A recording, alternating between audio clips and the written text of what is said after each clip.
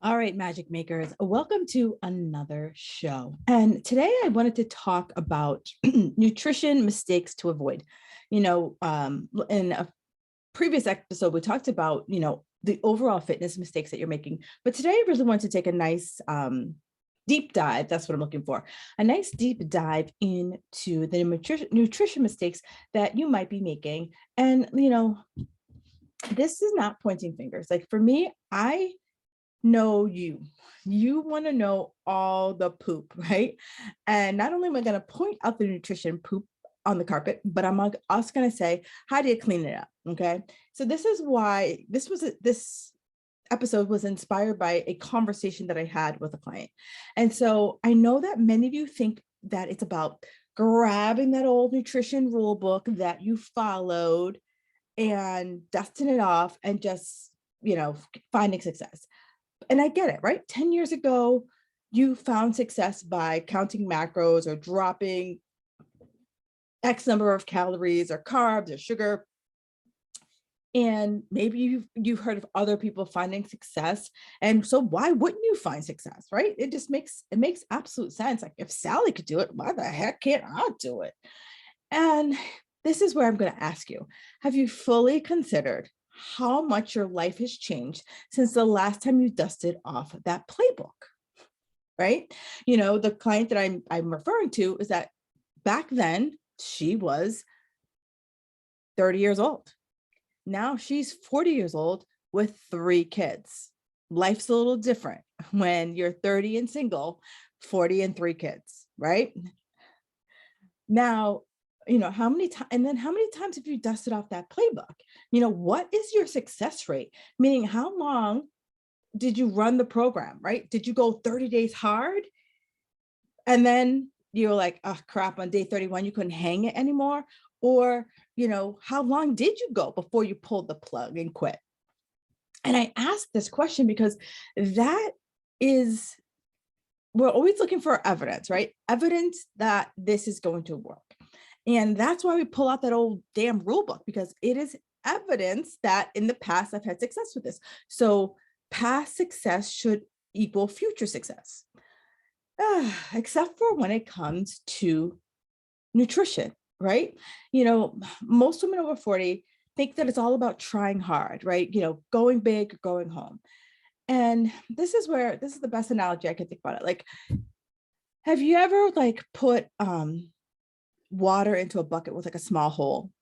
And the only time you notice that there's a small hole in it is that every time you go to fill the bucket, there's just you feel like it should be higher. You're like, why isn't this higher? Why, I don't understand it. Then you lift up the bucket and then you see this water pouring at the bottom. You're like, ah, sweet Georgia Brown. Right. So here's where it's frustrating, right? You want to kick the wall, say some salty talk. And so here are the mistakes that you're avoiding. And I want to share with you what they are and how to overcome them, right? It's like I said, it's great that I can point them out, but I want to give you some actionable tips that you can use right now if this is what you're currently falling under. And always, you could always reach out to me. Like I'm not, don't feel like you're bothering me, right? Like my biggest pet peeve, I'll tell you, is when I get a DM or an email. I don't mean to bother you, bother me, especially if you're a client. Like, dude, you pay me, you're paying me to bother me. You're paying to take up space in my brain. Please take up space in my brain. All right. So off a soapbox, back to this. So there's so many diet pitfalls that we can fall into. And I don't want you to fall down the diet rabbit holes that I and many of other women have fallen down. And that these myths keep popping up for you over and over and over again, year after year. And I don't want you to feel like a ding dong that you fell to these myths, because some of them sound so real. And so many people, even gurus, still say this stuff till this day. And if you're looking for a way to improve upon your existing weight loss plan, here are some nutritional mistakes that you really should be on the lookout for. Right. So one of the biggest things I see, and these are in no particular order, but one of the biggest things I see is that I'm going air quotes here, healthy food is good for you. Right. I bought it at Whole Foods. It says organic. It says all natural. Full of love, love. flip over the box and read the damn ingredients, right? I can buy crappy food at Whole Foods. In fact, one of my favorite candy bars I could buy at Whole Foods. It ain't a Snickers, but it tastes pretty damn good, right? I can buy that at Whole Foods. So you see a lot of good foods out there that can really work well for your diet, but not all of them are good choices for everyone. And I know this is a blessing and a curse. We're bombarded by the messages every day about, eat this, not that. And of course, I encourage you to start to base your diet based on your goals and how you feel, right? Because not every food works for everybody. And, I want you to don't just start eating food because you think that it's considered healthy. There are some foods out there that might seem like a healthy choice, but in the end, they're not quite what we thought. Take green juice, for example, right? Everyone's like, oh, green juice is awesome. It's amazing. Trust me, I used to have a little bit of an addiction myself. But they've strained all the goodness out of it. They've strained all the fiber, they've strained all the pulp out of it. So you're pretty much left with green sugary water.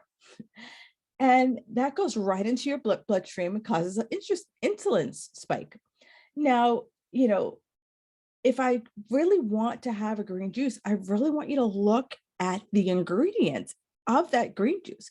Because, if I look at some of the popular green juices, it is probably like 10 different fruits to like 1 or 2 vegetables. Like you want it to be very vegetable heavy, right? They put the fruit in it because if not, it would taste like crap. And you wouldn't want to be like, let's go get a green juice, girlfriend. Like you wouldn't say that anymore. So start to think about flipping over your packaging and reading the ingredients. Like what the heck is in it?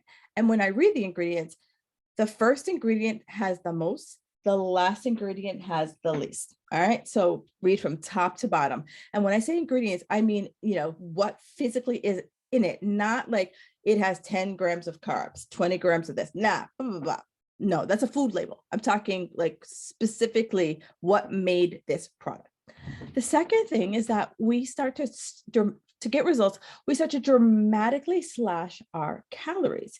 And yeah, sure, this seems like the obvious choice. And I had a client this summer. She was going to a wedding. She's like, hey, I bought this dress. I really want to fit into it. And let's just call her Sally. And Sally's like, I really want you to get into it. So I'm like, all right, send me a food log. And I just want to make sure that, we're on the right track. So she sends me a food log and I was like, oh, honey, you're not eating enough. And she's like, well, I'm only going to be eating 1,500 calories because I calculated how much I wanted to weigh. And then this is how many calories I need to eat. And I was like, oh my goodness. Like she went from eating like over 2,500 calories to now dropping down to 1,500 calories. I was like, you are going to spike your cravings like nobody's business, or you will have to have a bottomless pit of willpower. Yes, calories are, at the end of the day, we want to have less calories, but we don't want to do it in such a dramatic way that sends our body into shock, right? If like I said, I slash my calories by 1,000 calories, like overnight, my body's going to be like, oh, like what is happening? It's going to be reeling it's going to be reeling and it's going to be looking for energy, which is going to be like ringing the doorbell of your cravings, like hardcore. It's not going to be ding dong ditch. It's going to be that person who, did you ever watch the TV show, The Big Bang Theory? And Sheldon knocks on the door and he's like, Penny, Penny, Penny. It's going to be like that. It's going to be like, craving until eventually you're like, God damn it, I got to open the door.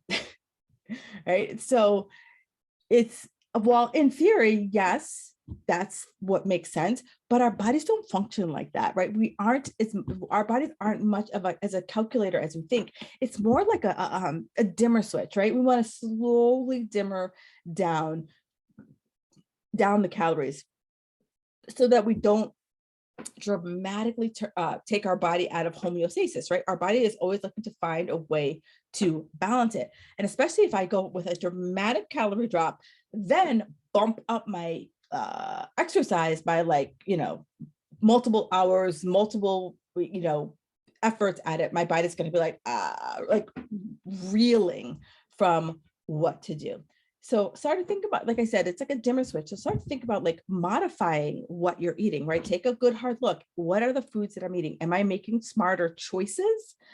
And balancing those foods with exercise rather than trying to cut everything all together, because it's not as easy as calories in, calories out kind of thing, right? And you don't want to be like doing 400 burpees to like burn off 20 pancakes or whatever it is. I don't know, can anyone even eat 20 pancakes? Right, our body is more like a dimmer switch, so we want to really focus in on like slowly cranking things back and cranking things down. So don't think about like, I know I come from a fitness competitor background, and it still makes me nuts when people are like, in 12 weeks you could do a show, and I'm like, it depends, right? So what I always tell my clients is that I want you living, so if we use a scale of 1 to 10, right? 10 is I am like crushing it. 1 is, past the Oreos, right? I've given up. I want people living between 5 and 7, right? That's where the maintenance zone is, right? So that way, if you live between 5 and 7, and we found the way to dial in the nutrition, we found a way to dial in your workout, we figured out your 5 to 7, and that's your happy zone, right?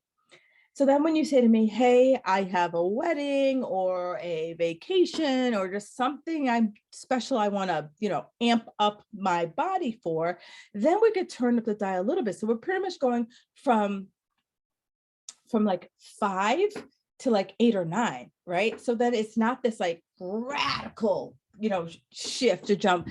You know how like you've been in a car, right? And you're zooming down the highway, and then all of a sudden like traffic backs up, and like you have to like jam on your brakes, and like you just like either you fly forward or you fly back depending on where you are in the car.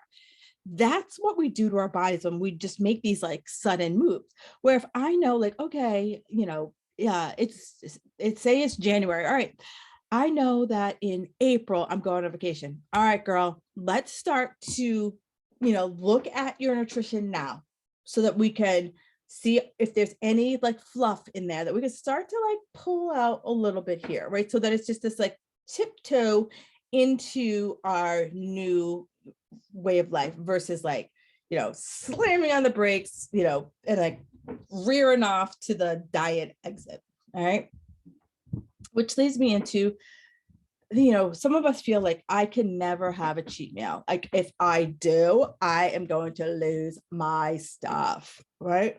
And I get it, right? And then this is a tough one because a lot of people struggle with this. Like, they feel like, if I do, let my foot off the gas just a little bit, it's like opening, Pandora's box, if you will. And there's pretty a definite list of foods that like you don't want to eat to like gain the weight. All right, cookies, cakes, sodas, like all of that. But while these foods aren't exactly going to be the pinnacle of health, but you want to really figure out, how do I incorporate fun foods into my diet that I don't feel like I'm always white knuckling it? Because when I don't have these foods in my system, the day I put 1 or 2 in these, like I'm going to lose my stuff. It's like, I've seen it too many times for you to be like, oh no, that doesn't happen to me. Oh, that's for other people. Oh girl, it's coming for you. And when it comes to you, it's going to punch you in the face and drop you to the ground. So I'm a huge fan of moderation, and I've done a whole podcast on that. And I'm actually going to be doing a whole course on moderation. So stay tuned for that. But here's where we have to have that moderation, because we need to have those fun meals in our life. Let's just be honest, like no one wants to have carrots at like your kid's birthday party when everyone else is having cake. You want to be able to go out to dinner with your sweetie and have something and not be that person. Or maybe you're, dating, and like, you don't want to go on a date and be like, I'll just have the house salad and some water, like in a lime. Like, no, you want to be able to go out and have dinner and not go out to have dinner and like, lose your stuff, but go out to dinner and be like, you know what? It's okay if I go out to dinner and I have bread with my meal. It's okay if I go out to dinner and I have dessert. It's okay if I go out to dinner and I have a couple glasses of wine, right? and knowing that tomorrow is another day and I'm just gonna do what I normally do. Not like, well, I'll blow it, so I might as well just like bring on the like pizza, right? No, we really need that in our life, because I know firsthand, like when I denied myself for literally 6 months, I was like white knuckling it. I couldn't have this, I couldn't have that. I dove head first into 2 tubs of Dublin mudslide and corn chucks. And it just like, I couldn't stop. I couldn't stop eating. I couldn't stop eating for almost a month. And I don't want you to end up like me. So plan on having treat meals alongside your nutritious choices, and be sure to log them, and moderate your choices as you go along. Like, and be sure to pick your favorite foods. And if you are someplace, think about like the 3-bite rule, right? If in 3 bites it doesn't blow your mind, leave it, right? I truly believe you're far better served trying something versus you fantasizing about it, because you build it up in your mind as this amazing thing. And then if you took 3 bites, you're like, oh, that wasn't so amazing, as amazing as I thought. Right? So focus on the long term so that, you can start to build that self-trust, build those foods into your life without being like, like we talked about earlier, the light switch. I'm dieting, so I can't have anything. I'm not dieting. And so like, let's just kind of keep, again, dimmer switch, like keep it in the middle. All right. So the other one is like, in order to lose weight, I have to stay in a caloric deficit. Absolutely. 100%. And so what I normally see people do, and allude to what I talked about at the beginning, what I normally see people do is, so making this number up just because math, and I can't do math in my head. And so I just want to keep it simple. So say you're eating 2,000 calories. And so everyone knows this number, 500 calories equal 1 pound. So if I reduce my intake by 500 calories a day, that's 3,500 calories in a week, then I will lose 1 pound a week. Now, math wise, awesome. But our body is not a calculator, right? There's no organ in there. And if you know of this organ, holla at your girl. There's no organ in there that says, boop, boop, boop, boop, boop. You had this, boop, boop, boop, boop. You burned that, boop, boop. No, it doesn't work that way. So here's where I want you to say that it's not about the 500 calories. It's looking at yourself and say, what are my food choices, right? Because that's what adds up. And I'm going to talk about this, more great to you. Actually, I'm going to do it right now, because this leads into what a lot of people are. It's like, it's a calorie is a calorie. And so one of the biggest hairs across my ass I have about Weight Watchers is that it brainwashes, also Noom, brainwashes you into thinking that it is just that black and white. But I also think about, no one thinks about the nutrition density that you actually have in food, right? So if I eat 300 calories of chicken breast and 300 calories of a Snickers bar, it ain't the same, right? Where my body's going to take more energy to digest that chicken breast than it will to digest that Snickers bar, right? That Snickers bar is going to be like zoom right through me, doesn't take much energy. Where the chicken breast, my body's going to be like churning and churning and churning and churning, right? So here's where, when I try to just drop the calories, right? Anyone can suck it up for like 30 days, right? But I'm going to ask, what happens on day 31? That's always my biggest thing. It's like, I'm all about creating what I call the reps, right? A realistic plan that you're excited about, that you can make a plan for in your life, and it's sustainable, right? We've all chased those unsustainable things because we know that in order to find my fit girl magic, I have to have great habits that lead to great routines, that lead to consistency. And that is what I ultimately get results. So here's where I have to ask, if I'm chasing this 500 calories a day, how do I feel? How's my hunger? How's my energy? How's my craving? Because if any of those 3 things kick up, guess what? I ain't gonna stick with it. Repeat that after me. I ain't gonna stick with it. Now, you don't have to say it in my exact voice, but just hear that voice in my head, right? I love when my clients say to me, as they're kind of going through their day, they're like, I hear your voice in my head. So hear my voice inside your head. The next place I want to go is that, actually, no, I want to stick with this, a calorie is a calorie, right? So I talked about it, right? What the calories you get from chicken are not the same that you get from broccoli, or not the same that you get from a Snickers bar, right? Different foods have a different effect on your hunger, your energy, and your cravings. Your hunger, your energy, and cravings are key indicators as to how your food is interacting with your body.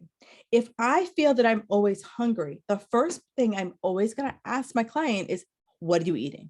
Right? Because I know that if you aren't taking in enough protein, you aren't taking in enough fiber, that means you're not getting in enough vegetables. Are you drinking enough water? Right? So that's the first place I go with my hunger, energy, craving. If I say energy, the first place I'm going to look at, are you eating a lot of carby, sugary foods? Are you not sleeping? Are you stressed? Cravings, same thing. I'm going to look at, what are you eating? Are you eating enough to fill you for about 3 to 5 hours? Are you eating foods that are craving for you? For example, when I have a banana, I crave like nobody's business, right? So I have to start playing food detective. And those are the big 3 things that I'm always looking for. So those are 3 things that you can easily remember: hunger, energy, cravings. And you can start to think, like, how is my food serving me? And again, like, sure, we want to reduce our calories, but we want to do it in a smart, sustainable way. And instead of blindly slashing our calories, we want to understand where the calories are coming from. And this is where, I say track. Now, I know some of you are like, oh, tracking. And I get it, right? I used to be that person who, this is before the iPhone. All right. So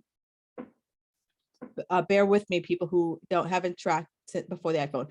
Before the iPhone, it was a pain in the rump shaker. You had to get this book, look up the food, write down hold the book open while you put it into a freaking spreadsheet and hope that your calculations were right. Then you would have to make a menu so that you could remember what your foods were. I still to this day know that a quarter cup of oatmeal is 25 grams of carbs and 100 calories. That number I wish could be burned from my memory, but it's not. Right. So I want you to start to think about these these apps. And so one of my clients said to me, she's like, oh, I was so successful when I was doing macros. I'm like, oh, awesome. Well, why aren't you doing macros now? And she's like, well, they're kind of hard. And I'm like, I got 3 kids, hard to pay attention. I got to cook, I got to clean, blah, blah, blah. And I get that. So I said to her, I said, well, instead of tracking all the macros, what if we just focused in on 1 or 2 and you decide which one they are? And I said, protein or carbs, you decide. And I said, I go, and that way, that's what you're going to report back to me, like how many grams you had of either. And she's like, that seems too easy. And I'm like, okay, so you want to go, so people think that if I go hard, I'm going to get the results that I want. But here's what I know. If I choose hard, I'm going to repeat. It's just bottom line, because at some point, the reason why you stopped is because it wasn't sustainable for you. But I know that if I tracked 1 or 2 things, that's not going to be that hard, right? It's like, I'm going to start to get into a pattern that I know, okay, I know what 20 to 30 grams of protein is. And so I'm like, I can easily know that I'm either, having it or not having it, right? So I really want you to start thinking about that. And then I want to leave you here with the one myth that I fell hook, line, and sinker for. And if you worked with me 15 years ago, I would have said this to you. So that in order to stoke, I'm using air quotes, stoke your metabolism, you have to eat 5 meals a day, right? And you had to eat them like 2 to 3 hours apart. They had to be that, so much that I would pull out my I would eat on my eat by the clock, right? I knew I trained myself like freaking Pavlov's dog to eat at certain amounts of time. Now, so let's just back up to why this myth started. Okay. So first, your metabolism, right? So it's supposed to stoke your metabolism. So let's get clear. Your metabolic rate is the number of calories your body burns in a given period of time. Okay, that's metabolic rate. So the thought was, if I ate food, my digestive system, which is called the thermogenic effect of food, would be burning more calories as it was digesting food. All right, okay, I'm right. I'm starting to pick up what you're putting down. The second thing was that I also wanted to stabilize my blood sugar so that my blood sugar wasn't having these like big peaks and valleys, right? All right, okay, I'm picking up what you're putting down. But here's what multiple studies have shown, that there was no significant effect to the thermogenic effect of food. There was no significant impact to me burning more calories or burning more fat, right? So that's myth, debunked.